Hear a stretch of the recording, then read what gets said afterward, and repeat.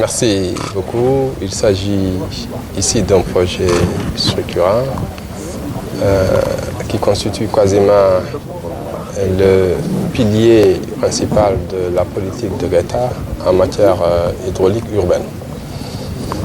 C'est la troisième usine de Keur-Momar qui aujourd'hui demeure la réponse viable pour apporter pour assurer la pérennité ou en tout cas la sécurisation de l'alimentation en eau potable de Dakar. C'est toujours dans le temps de l'action de l'État du Sénégal d'apporter des solutions aux préoccupations, surtout sociales des populations.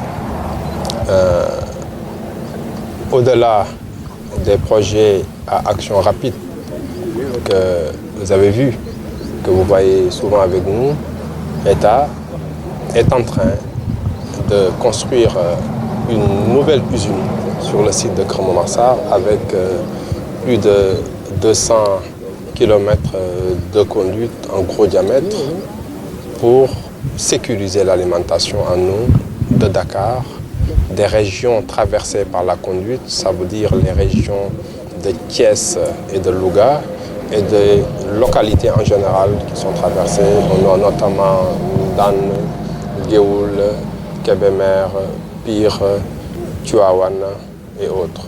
Toutes ces localités se verront améliorer leur confort en matière d'alimentation en eau pour leur population. Vous l'avez constaté, nous sommes à moins d'un mois du lancement effectif du démarrage des travaux par le président de la République en décembre 2017. Nous sommes à peu près à 8 mois où nous sommes à peu près 30% du taux d'exécution globalement sur le projet et sur la pose de canalisation sur les 216 km de conduite, un peu moins de 80 km sont presque posés. C'est plus de 40% de pose. Et la contrainte principale, c'est au niveau de la pose. La station est démarrée. Nous pensons que courant premier trimestre 2020, le projet sera mis en service au bénéfice des populations. Parce que l'objectif, comme je l'ai dit, c'est qu'il n'y ait plus de pénurie d'eau, en réalité, ni de retour. Ce qui va assurer au moins à plus de 4 millions à 5 millions de personnes de bénéficier d'un service d'alimentation en eau 24 heures sur 24, ce qui est important. Mais surtout, la composante sociale du projet. C'est un projet qui est assorti d'une politique de branchements sociaux volontaristes. Plus d'1 million de personnes complémentaires auront un accès à l'eau et de façon gratuite. Grâce aux 115 000 branchements sociaux que le gouvernement a mis gracieusement à leur disposition. Donc, ce qui est un axe quand même assez important pour nous, un axe également très important pour la haute autorité, Monsieur le Président de la République, qui demeure animé par cette volonté d'alléger toute souffrance des populations, surtout en matière d'accès aux services sociaux de base.